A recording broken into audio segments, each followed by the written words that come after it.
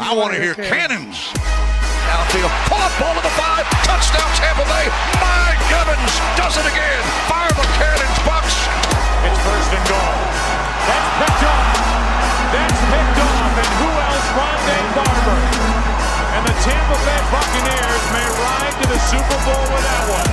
Third down, 18. Dropping Gannon, looking Gannon. Those up with the heads in the shot. At the 40. Derek Brooks 30. Brooks to the 25. 20. Derek Brooks all the way. There it is. The dagger's in. We're going to win the Super Bowl. And then the cannons go. Fire them. Keep on firing them. Keep on firing them. The Tampa Bay Buccaneers have found their new offensive coordinator. Former Kentucky and LA Rams offensive coordinator Liam Coen is the man for the job. We are here today on an emergency episode of the Cannon Fire podcast to break down the hire and everything you need to know about the newest member of the Tampa Bay Buccaneers coaching staff. Welcome back. I'm your host, Rhett Matthew, joined alongside me, my good buddy and co-host from BucsNation.com, Evan Wanish. Plain and simple, Evan, the Bucs go out, they get their guy. Some people were nervous because all of the people that they interviewed came to town, left town, ended up going somewhere else, and a lot of people were asking questions. But before we had too much time to ask any more questions, the Buccaneers looking to make this hire official. It's not 100% a done deal, but it is being reported by Ian Rappaport that this should be the guy. What do you think? Yeah, and I understand people being worried a little bit, but look, it's now been 8 days since Dave Canales took the Carolina job. The Patriots just hired their offensive coordinator yesterday, and they haven't had a head coach for about 3 weeks. The Saints, still, they fired their offensive coordinator, I believe, the day after the season. They still don't have an offensive coordinator. So I understand fans, getting a little worried. At the same time, though, it was only 8 days. I know it seemed like, I think it was worse that guys like Kellen Moore, Ken Dorsey, Zach Robinson, Alex Van Pelt, they were taking jobs elsewhere. I think that's what made people feel a little bit worse about it. But, at the end of the day, the Bucs didn't get to interview Moore, Dorsey, or Robinson, but they might have felt that Van Pelt wasn't the right guy for the job, and Liam Coen was. So at the end of the day, it's their decision. Like you said, they get their guy with obviously a Baker Mayfield connection, and that was a theme throughout the thing, right? They interviewed Alex Van Pelt, who was the Browns offensive coordinator when Baker was there. They interviewed Jake Peetz, who was also with the Rams, and then Liam Coen, who, for a short period of time, very, very short period of time, but was with Baker Mayfield, so has some familiarity with Baker there. So, I do think that there's positives. There's obviously some unknowns, as he's never been a play caller. He has been in the NFL. He has been an offensive coordinator in the NFL, but obviously with the Rams, Sean McVay is that play caller. So we will see, what type of system, what type of tendencies he has. I do think to be very similar to what Dave Canales brought to the table. Obviously, there's going to be differences, but we have to wait and see, how things transpire here. Yeah, just to catch you up on what he's been up to in recent years, Coen ping-ponged between the University of Kentucky and the LA Rams the past several seasons. After 3 seasons under Sean McVay in Los Angeles from 2018 to 2020, he went to college as the Wildcats offensive coordinator in 2021. After a 1-year sabbatical, he returned to Los Angeles as the Rams OC in 2022. And then in 2023, he returned to Kentucky, pulling double duty as the offensive coordinator and quarterbacks coach. His time with the Rams in 2022 should bode well for a reunion between the Bucs and quarterback Baker Mayfield. The signal caller spent 5 games in 2022 in LA under McVay and Coen before inking a prove-it deal in Tampa in 2023, where he helped lead the Bucs to an NFC South title and postseason win. So there were some comments made this week by Tampa Bay Buccaneers quarterback Baker Mayfield as far as re-signing in Tampa, and he said, well, it's kind of a wait and see. We ultimately want to see who this new play caller is going to be, and that's going to play a huge factor. And Evan, if there's anything that this hire tells me, we already had the assumption before that Baker Mayfield was going to be back as the Bucs starting quarterback in 2024, but this is a hire that 100% says, hey, we're going to go ahead and roll with Baker. We have the familiarity, a guy who's worked with him before. Let's see what happens. So now the Bucs find their new OC, have a couple of holes to fill on that coaching staff still. It'll be interesting to see if Coen brings any guys with him. But at the end of the day, they find their guy, and things are looking better for that consistency you were hoping for in this 24 season. Yeah. Obviously, there was some thought of promoting Thad Lewis. The Bucs interviewed Thad Lewis. I think when Dave Canales took the Carolina job, a lot of people just assumed that it was going to be Thad Lewis, and I did too. I thought he was going to be a leader in the clubhouse, but clearly, they wanted to go outside the organization, and there is some semblance of continuity here, and yeah, while the expectation was 100% that Baker Mayfield was going to be back. I think this all but confirms, or at least confirms that the Buccaneers definitely want Baker Mayfield back. I should say, because at the end of the day, if contract negotiations can always go sideways, right? If Baker comes in with this lopsided number, then the Bucs are like, whoa, things can change quickly in the NFL, obviously. So, but yeah, I would say this hire definitely signals that the Buccaneers are a team that expects Baker Mayfield to be their starting quarterback in 2024. There was also some discourse about his departure from the Rams as their offensive coordinator at the end of that 2022 season. But let's not forget, that was the same year that Cooper Kupp goes down with injury. Matt Stafford ends up missing the rest of the season as their starting quarterback. Like, that was a Rams team. They had to sign Baker Mayfield. Correct. Baker Mayfield got there on Tuesday, played Thursday. So that's how the Rams were. And also, Liam Coen was never fired from the Los Angeles Rams. So it was actually a thing where Sean McVay wasn't sure if he was going to continue coaching. So McVay basically told his staff, hey, if you guys get opportunities elsewhere, I'm not going to stop you. And Coen had an opportunity to return to the University of Kentucky to be their offensive coordinator yet again, and he took it. So it wasn't like he got fired due to poor performance. He just sort of moved on. Now, I do want to highlight what he did at Kentucky because he was the offensive coordinator there 2 separate times. Of course, the offensive coordinator for Kentucky and the quarterbacks coach for Kentucky in 2021. That was when Will Levis was at Kentucky. So Kentucky's overall record was 10-3, and their points per game was 32.3, which ranked 36th out of 130 applicable people. Or teams, I should say.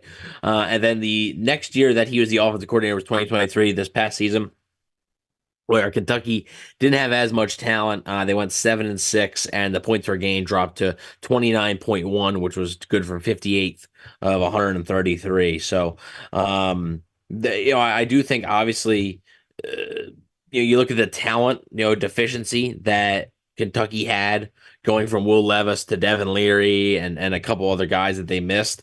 I do think that matters. I do like a tweet that John Ledyard had actually just put out a few minutes ago.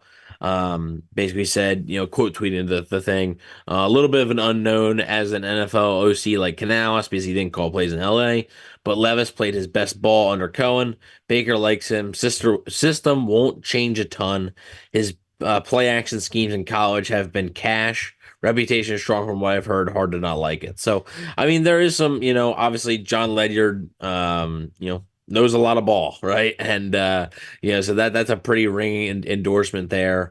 And, I do think there's obviously risk, right? Because this is a guy who's never called plays in the NFL before. But I do think there is some definite upside with Liam Coen here. Yeah, and I think the biggest takeaway, too, are going to be those similarities to the offense Dave Canales ran last year. Like, this isn't going to be a brand new offense that he's bringing in, and it's not going to be a tall task for these guys to get adjusted to the new terminology and the new way of running things.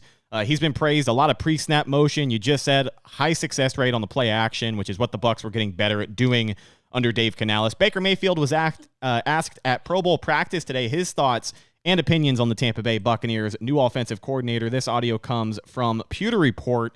Here's what Baker had to say. With them for 1 year in LA. Yeah, I think out of all the guys they interviewed, all the names that I saw, a lot of good options. But it's kind of hard.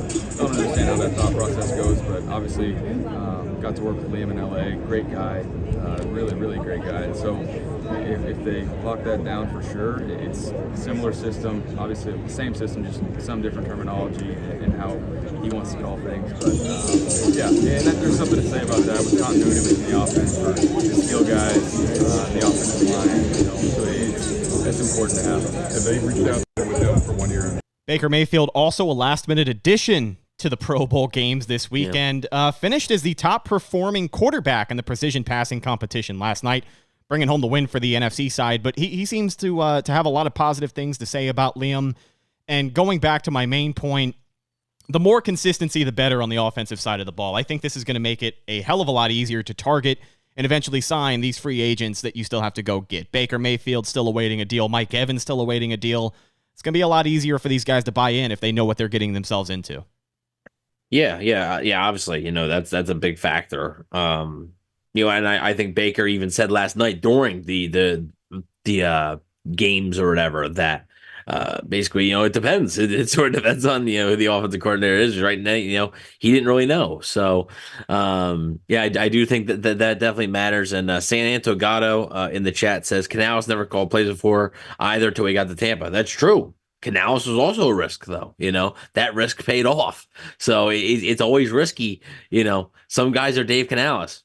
Byron Leftwich also didn't call plays either before he got to Tampa. So some guys are Dave Canales, some guys are Byron Leftwich. So it doesn't really, it can go either way. It really can. So it still is a risk, getting a guy who hasn't called plays.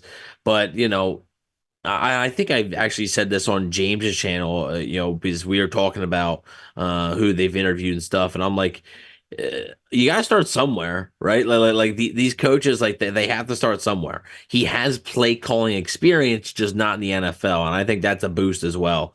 And then Al Bundy also says in the chat, college stats don't matter unless you were an elite coach. That's largely true. Like there is no real correlation, between college success and the NFL success. It just provides a little bit of context on, the success that Kentucky's offense had with him.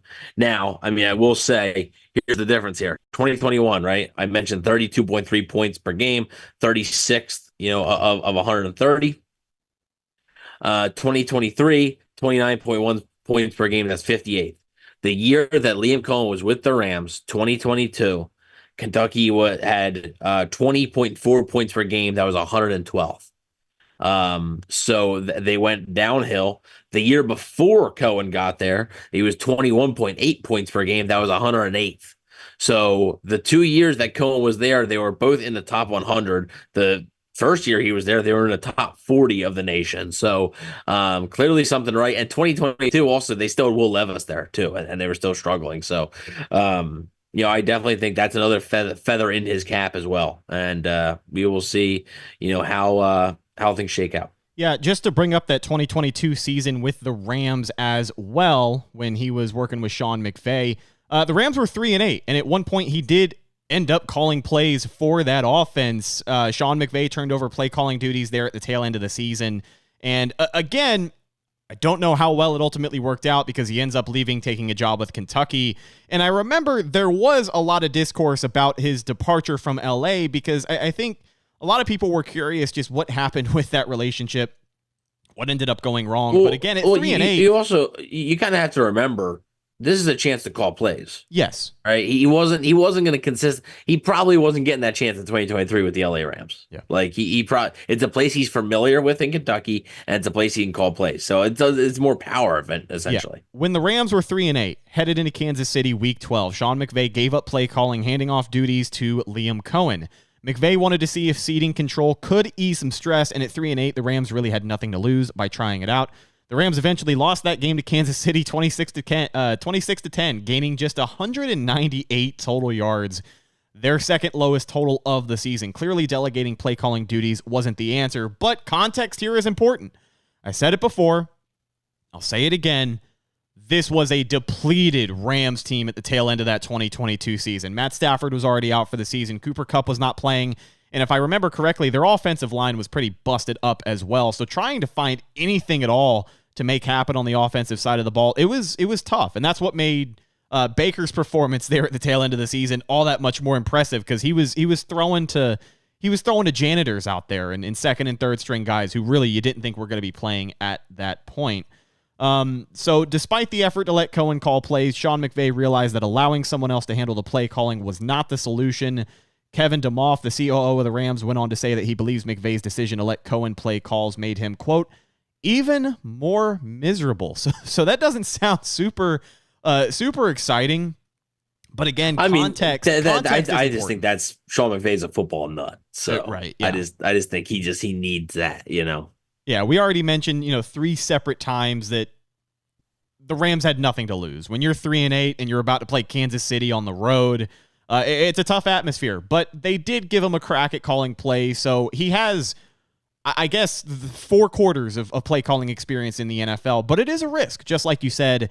Hopefully, it is something that pays off, like Dave Canales did last season. And Baker also said that, Liam's not going to be quite as fiery as a guy like Dave Canales was, but he's really, really good at connecting with his players, and that's what you want the most. You want a coach that can come in here, establish important relationships with some of his best players on the offensive side of the ball, and then put those guys in the best position to succeed. And I think if you've got Baker Mayfield and especially Mike Evans coming back, that's going to be the perfect blueprint to figure out some even more folds in this offense that maybe we didn't get a chance to see under Canales in 2023.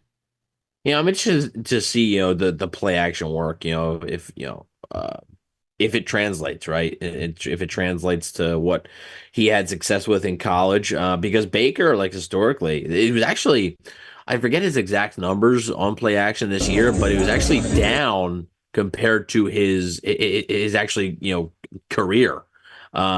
His career averages on play action. So I know that Yee's in the chat. A few people have mentioned it. Yeah, we're talking about calling plays in the NFL. It's completely different. He has never been an NFL play caller. So yeah, but his numbers with play action this year were actually worse than like what he normally is. He's normally much better with play action. So I'm curious to see if they try and if they try and work that in a little bit more, get Baker a little bit better on play action, because I think that's, ultimately, where he thrives. And again, this hire shows that they want to stay committed to the run game, right? That they want to sort of finish what they started with Dave Canales, right? And you're basically, it's almost like you're in the middle of a TV show season and you're almost near the finale, and you have to replace one of the main characters. And it's not easy, right? It's not going to be easy. At the end of the day, it is going to be somewhat of a new offense, right? There's going to be a new voice in there. There's going to be some getting used to for sure.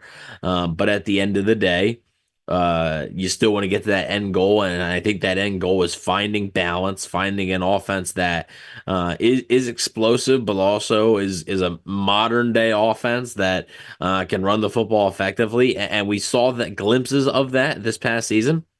And we will see if maybe during the beginning of the season, maybe it's not so good because you're kind of starting over a little bit with some different running schemes that you might have to get used to. But hopefully, they can figure it out pretty quickly, and the offense can get rolling a little bit quicker than it could with a guy like Dave Canales. Yeah, I think the similarities in the scheme are going to help this offense not have to take 8 to 10 weeks to really find their rhythm. You hope within the first 5 weeks, there's going to be some growing pains. Do not get me wrong.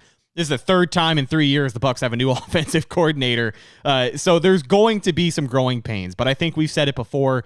A guy like Baker Mayfield, he just needs stability. And, from the Bucs' point of view, this hire tells me we're going to try our best to give Baker that stability. And they believe in him for 2024. One more bit of information here. This is from Scott Reynolds over at Pewter Report. He says that my sources with the LA Rams say that Coen is akin to Dave Canales and that he is, quote, happy, smiling, and inventive.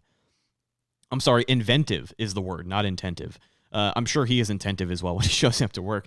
He was the Rams' first choice to replace Kevin O'Connell as the offensive coordinator in 2021, but he wanted to call plays, and head coach Sean McVay is LA's play caller. The hiring of Coen checks a lot of boxes for the Bucs and what the team was looking for to run the offense. One of those being that Liam Coen has worked with Buccaneers quarterbacks. Baker Mayfield spent the last 5 weeks of the 22 season in LA, starting 4 games in place of injured starter Matthew Stafford.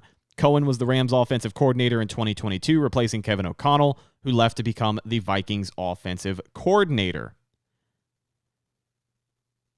One of the things that the Bucs were hoping to avoid with Dave Canales' replacement was having to break in a rookie play caller all over again. The Bucs did interview several candidates that did not have any previous play calling experience, but former Browns OC Alex Van Pelt, former Eagles OC Brian Johnson, and Kentucky OC Liam Coen did have experience calling plays.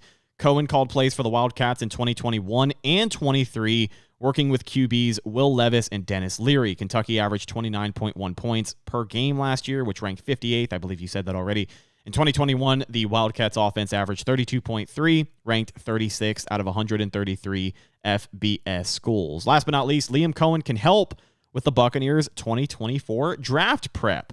The fact that Liam Coen spent 2 recent years in the college ranks at an SEC school like Kentucky can also help the Bucs with their draft preparation. The Kentucky Wildcats have a few prospects this year, led by running back Ray Davis, who ran for 1,129 yards and 14 touchdowns while averaging 5.7 yards in his lone season at Kentucky. Kentucky linebacker Trevin Wallace, who also had a solid week at the Senior Bowl this week, is considered to be an early day 3 prospect after his 3-year career where he produced 166 tackles, 18 tackles for loss, 10 sacks, 3 interceptions, and 2 forced fumbles. It's actually a pretty damn impressive season for a linebacker, coming off of his best season where he had 80 tackles, 8.5 tackles for loss, 5.5 sacks, an interception, and a forced fumble for the 7-6 Wildcats. So the connections that this guy has within the SEC, the eye he has for talent, you also hope can be a factor when it comes draft time. The Bucs could be in the market, potentially a wide receiver, potentially a running back, potentially a linebacker. We have to wait and see how free agency shakes out. But according to Scott Reynolds, and even better news for a lot of people who were not familiar with Liam Coen before today, he's checking all the boxes, and that's exactly what you like to see. Yeah, and I do think the fact that he's coming from college, right, and he's gotten a closer look. And look, I know the Bucs scouts and everything have been working on this the entire year for sure, but it's just another perspective, a coach's perspective that, especially playing in Kentucky. You're not playing in some random division, like you're playing against some big schools there, and it's like some of the biggest in the nation, and you're going up against NFL quality talent, and you're able to see their weaknesses, their strengths, and I do think that they I do think that they could use that perspective on things of, okay, what do you think of this guy? Well, this and this. So I do think that's a bonus, it's a good point to bring up that he could help there with the draft, just to give some more input. I think GMs and scouts are always looking for more input, and trying to find and gather as much information as they possibly can. So, we'll have to wait and see. I mean, Ray Davis definitely could be a guy that if the Bucs wanted to find a complement to Rachaad White. Another guy, I mean, Cam Akers is a possibility. He was in LA with Coen for a little bit. So, I mean, I know he's injured right now. He had a pretty serious injury. I'm not sure if he's going to be 100% ready for the season, but we will see. I believe the Bucs might have had some interest in Cam Akers before when the Rams traded him to the Vikings. But we will see. And I do think that, and I'll look at some free agents and stuff and make some connections there. But the connections that you mentioned that Coen may have in the college ranks, I think may actually be an interesting little addition here for the Bucs. Another member of that Sean McVay coaching tree lands a job, and this time it is the newest offensive coordinator for the Tampa Bay Buccaneers. I know it was a short show today, but an emergency podcast. Just wanted to get you guys up to speed on what this guy brings to the table and what exactly to expect from the Buccaneers offense. And even what this means for free agents potentially re-signing, who's going to be back. But I think with a move like this, it is 100% going to be one way or another. Baker Mayfield is your starting quarterback for the Tampa Bay Buccaneers in 2024. Evan, any final thoughts before we wrap this thing up? Yeah, honestly, I think they hired one of the best guys for the job. I really do. Wasn't crazy about Alex Van Pelt. Wasn't even crazy about Jake Peetz. So I do think that they hired and we'll see if they hired the right guy, right? I don't know if they hired the right guy. We'll be able to figure that out, 10 months from now, whether they hired the right guy. But I do think there's some positives here. And look, I mean, it's one where Todd Bowles has to nail it again, and he did it once. He can do it again, but it's easier said than done, because he has to nail it. And if the offense doesn't, if he doesn't nail it, Todd Bowles might be looking for another job. And, we will wait and see. But I do like, taking a chance on a guy because, like I said, eventually, you do have to start somewhere in the NFL ranks, and he has experience calling plays in college. I'm curious to see how that translates to the NFL. So, yeah, like I said, I do think that they definitely have hired well, also from the right tree, right? Because that McVay tree, I think you're looking, you find a lot of guys there, right? I mean, it's evident. It's a pretty impressive list. It's evident the Bucs were hungry for some sort of fruit from that McVay tree because Al Bundy brings it up in chat. The Bucs interviewed 3 offensive coaches from the LA Rams who have worked extensively with Sean McVay. So hopefully this pays off. And like you said, I think they got their guy. We'll find out if he's the right guy, but I think this is going to be a hire, kind of like Dave Canales, where as the months go by, it'll grow on people. A lot of people were saying the same thing about Canales when the Bucs hired him from Seattle last season. They were like, who the hell is this guy? And then when he takes the Carolina job, you would have thought we just lost Bill Walsh from our offensive staff. So I'm excited to see what happens, and I'm excited that the Bucs get to set their quarterback up for the stability he has yet to have at the NFL level.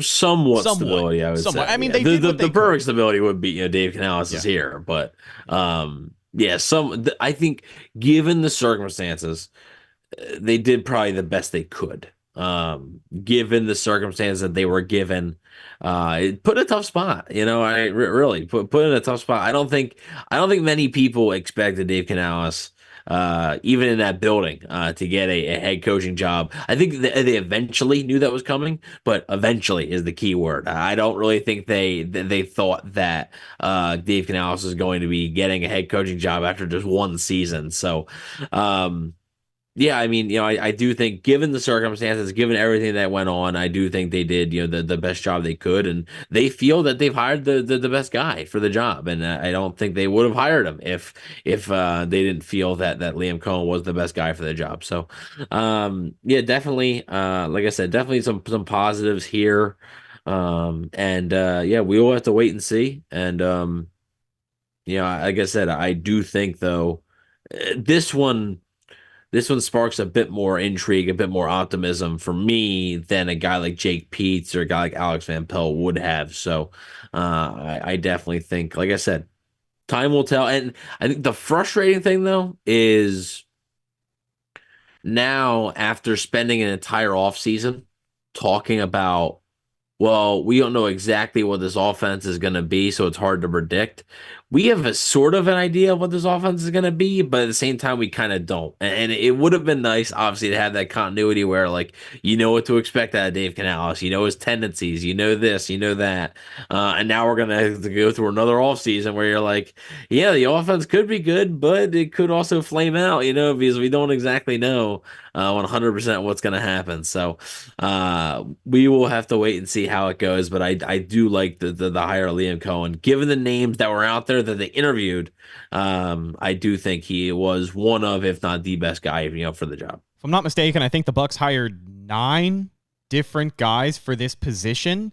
Yeah, they interviewed 9. Last year they interviewed 10 before landing on Dave Canales. This year they interviewed 9. There it is. So the Buccaneers find their guy, Liam Coen, the newest offensive coordinator for the Tampa Bay Buccaneers. But that's just about going to do it for this episode of the Cannon Fire podcast. Thank you guys for hanging out. At one point, we had almost 150 people on here for a short notice emergency podcast. Hopefully, we were able to bring you everything you need to know about the newest offensive coordinator for Tampa Bay. Find the show on social media, Facebook, Instagram, and Twitter. All of those are Cannon Fire Podcast. Best place to go for updates on the show and, of course, Tampa Bay Buccaneer news as it happens, just like this move today. Speaking of Bucs news as it happens, you can follow my co-host Evan on Instagram at Bucs_daily. You can also find him on Twitter at EvanNFL and check out his written work at BucsNation.com. You got anything going on this week?